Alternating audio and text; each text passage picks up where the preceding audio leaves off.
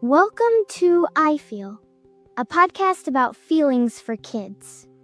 I'm Sunrise, and this is the place where we talk about the stuff that's hard to explain but really important to understand. So find a comfortable spot, because we're about to begin. And before I tell you what happened today, I have a question for you. Has anyone ever told you to sit still? Because I'm pretty sure someone has, and I'm pretty sure you know exactly what that feels like. They tell me that all the time. But here's the thing nobody ever talks about. Nobody tells the ocean to sit still. And the ocean isn't doing anything wrong. It's just being what it is.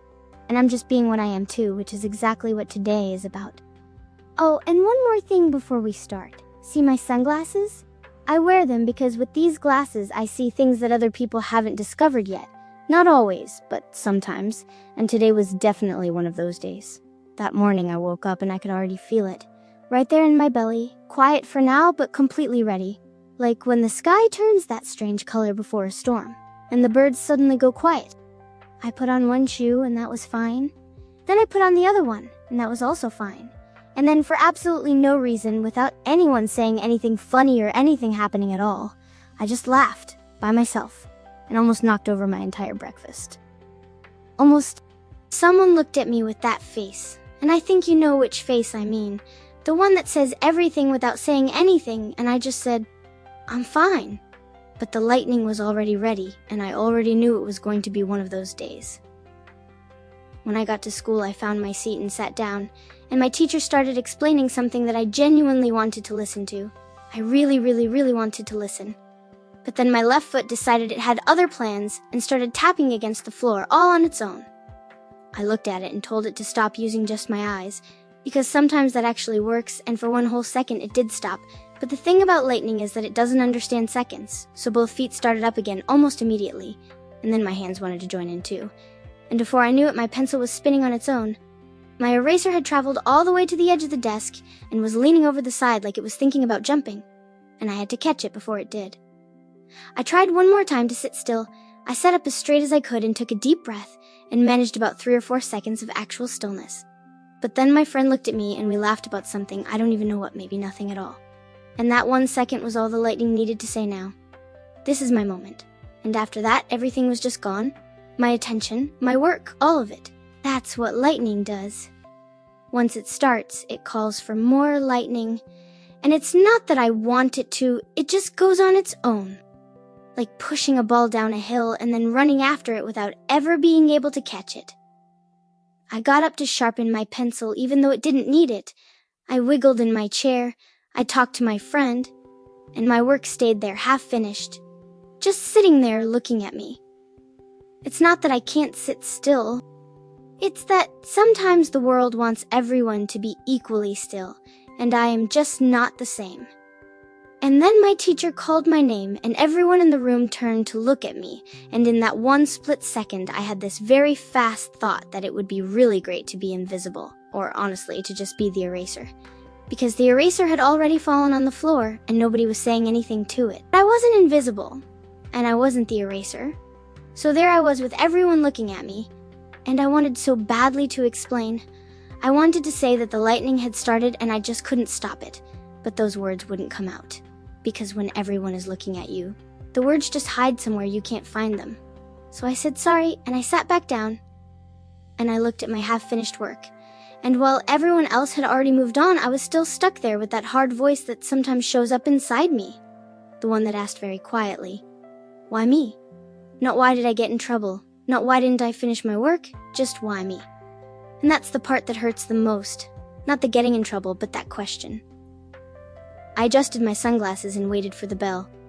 When it finally rang, I went outside and ran from one end of the yard to the other, jumping and yelling just enough to let some of it out. And then I fell down on the grass and lay there with my sunglasses pointing up at the sky. And that's when I noticed that the clouds were moving really fast, like they had lightning inside them too and didn't know where to put it. And I thought it was so strange that nobody else was watching them. Because everyone was running and playing while the clouds were moving at full speed full of energy, and nobody was looking at them at all. Nobody except me, with my sunglasses on. I felt something that I don't really know how to explain. Like when a piece clicks into exactly the right place where there used to be a gap, because the clouds don't ask permission to move, and the ocean doesn't go still just because someone asks it to, and nobody minds about any of that. So why did everyone mind so much about me? Maybe the problem was never the lightning. Maybe nobody had ever taught me what to do with it.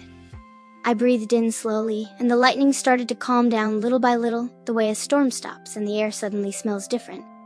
And I left the yard that day carrying something new, a much better question than the one I'd walked in with. When I came out of the yard, my teacher was waiting at the door, and I expected the worst, but instead she crouched down to be at my height, and stayed quiet for a moment like she was searching for the right words in a pocket she couldn't quite find. And I actually liked that, the fact that she was searching, that she didn't already have everything perfectly ready. She asked, "Sunrise? How are you for real?" And I was about to say fine the way I always do because it's faster and easier, but something stopped me. Maybe the clouds, maybe the new question I was carrying, maybe just the way she had asked for real and actually meant it. I adjusted my sunglasses, and then I said something out loud that I had never said before. I have something like lightning inside me. And once it starts, I can't stop it by myself. And then I don't finish my work and I talk to my friends and I know I'm going to get in trouble, but I still can't stop. She looked at me without any anger and without the "not this again" face, and she said, "Thank you for telling me that, Sunrise. That helps me more than anything else." Just thank you, nothing else. And that small thank you landed exactly where it needed to. And as I walked back to class, I realized that saying it out loud had made it weigh just a little bit less. That afternoon was different from what happened with my teacher. Different in another way entirely. Because when I got home, someone was already waiting for me in that place they always are on the hard days. And before they could ask me anything, I just said it. Today the lightning was really strong. I couldn't stop. I didn't finish my work. In trouble. This person didn't search for the words the way my teacher had, because they already had them. They've known me long enough to have them ready, and they sat down right next to me and said, "I know that when the lightning starts, it's really hard to stop. I've seen it always. And I want you to know that it doesn't mean you're bad. It means you have a lot of energy inside you, and we are going to learn how to use it together." Together. Not you have to figure this out. Not you need to try harder. Just together. And with my teacher, I had felt like someone finally saw me, but here I felt something different. I felt like someone truly knew me, and it turns out you need both of those things. That night I thought about the clouds and the ocean, and all the things that move all the time without anyone ever telling them to stop. And I thought maybe I'm a little like that, not a cloud. I mean, I don't float away or turn into rain. Well, not yet. But maybe I'm just not made to be completely still all the time. Maybe I'm actually made to move things. And the lightning was never the problem. It never was. The problem was just that nobody had ever taught me what to do with it. And that's exactly what I saw that night with my sunglasses on. Something that other people hadn't discovered. Next day I tried it for real. And when I felt the lightning starting to come, I adjusted my sunglasses and said inside my head, "Lightning strong today." And then I squeezed my fists and let go and squeezed again and let go one more time. And the lightning didn't disappear. But it went down just enough for me to finish 2 more lines of my work. Just 2. But they were completely, totally mine. We made a plan together. Just 3 steps. For the days when the lightning is really strong. And the whole point wasn't to turn off the lightning.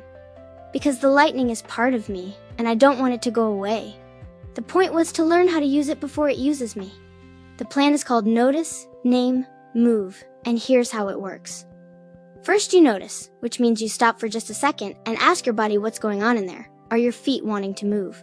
Are your hands feeling restless? Can you feel the lightning coming? And you just look. The way you look at the sky when it turns that color and you already know what's on its way. Then you name it, which means you put actual words on what you're feeling. Something like the lightning is really strong today.